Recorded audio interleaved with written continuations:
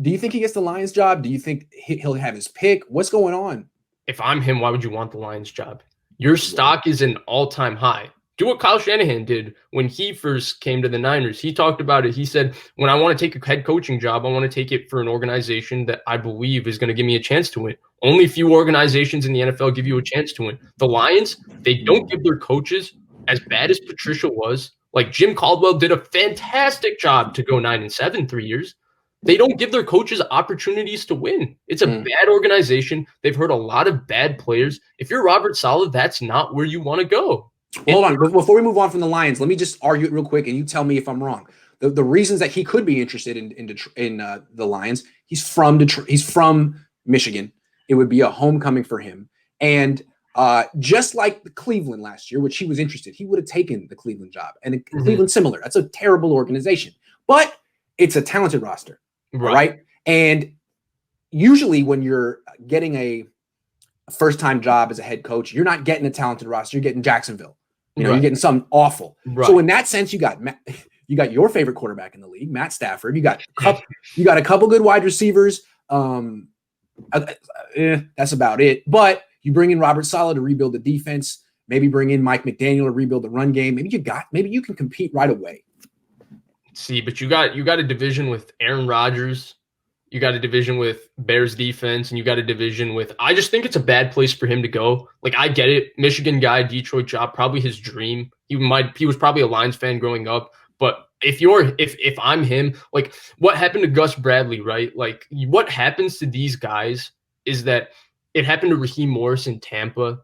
If you're this young, bright guy and you've had this track record and you go to this horrible organization and you basically get handicapped, they don't allow you to get back immediately and give you another coaching job if you're a defensive guy. You're not at a case where they give you the job. They give you that with the second chance. You got to be careful. Yeah, you got to build yourself. Like, look at Steve Spagnuolo with the St. Louis Rams. Right, that was horrible.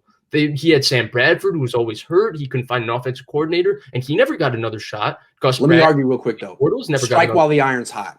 You got to strike while the iron's hot too, though.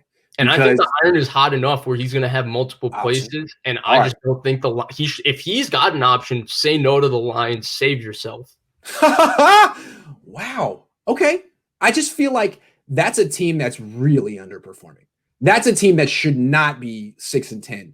That's a team that should be much closer to 9-7, what they were doing with Jim Caldwell. Right. And I look at them, Robert Saleh is clearly confident. I think he thinks he could win right away. And he looks at that roster and say, oh yeah, I can turn that around right now, as opposed to going to a place like Jacksonville and trying to do the brick by brick and then maybe getting fired before you've assembled enough bricks.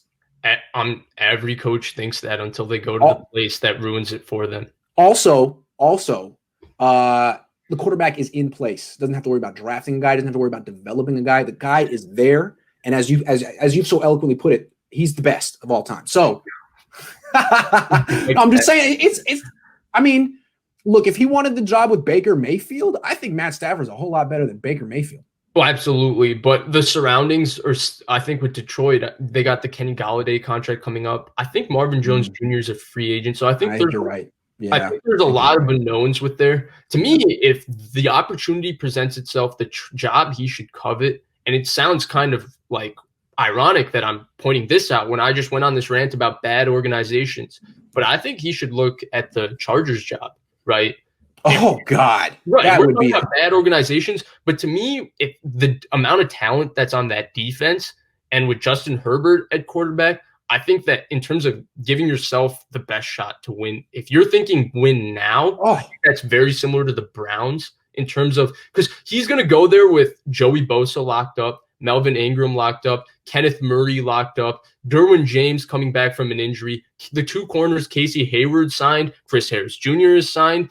They traded Desmond King, but they still they theoretically have a great defense on paper, right? There's so much talent. It's just, can the guys stay healthy? And then offensively, you have Justin Herbert. Hopefully they re-sign Mike Williams. Hunter Henry is good. Keenan Allen is phenomenal. Like, that would be the place where I would look at. Eckler's fantastic. That's the place I would look at, is say, like, that's similar to the Browns. If you were looking at the Browns, like, even if you have bad organization, there's talent there. With the Lions, the Chargers aren't a better organization than the Lions. I mean, the Chargers are notoriously cheap. Yeah, Dean they're Spanos. equally bad. They're But equally as you said, I mean, all Saleh has to do is hit up Nick Bosa and be like, "Hey, Nick, can you call Joey real quick and tell him to hit up Dean and be like, yo, Dean, Robert Saleh's really good. Nick likes him. I vouch."